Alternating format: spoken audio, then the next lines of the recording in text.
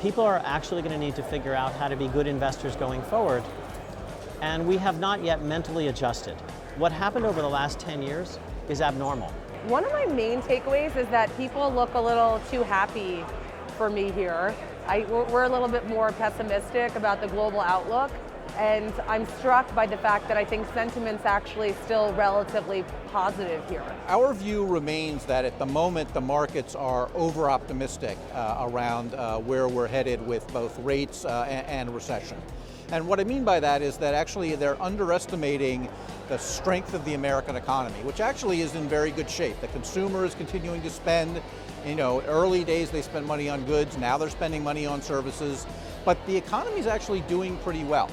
That's the good news. The bad news is that means the Fed's going to have to do more to begin to slow aggregate demand. My main message to you would be that our outlook is more negative going forward than probably consensus, and more people need to catch up with us, which means that we're probably going to have more volatility and more drawdowns ahead of us. Are you still seeing the appetite for ESG research, ESG knowledge, let's say 3 years into all this interest really exploding into the scene?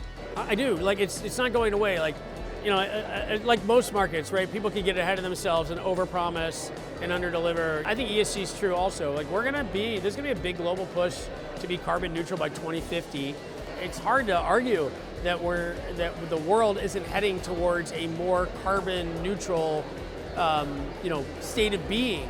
And so we want to be at the forefront of that to help clients figure out what's real, what's not real, who's actually doing things versus who's just saying they're doing things. I think the traditional model that an investor built is now going to be challenged a bit as you leverage AI to be able to find sort of unique insights. And so I think the asset managers that have the bigger and broader data set that they can apply AI to are going to have an advantage.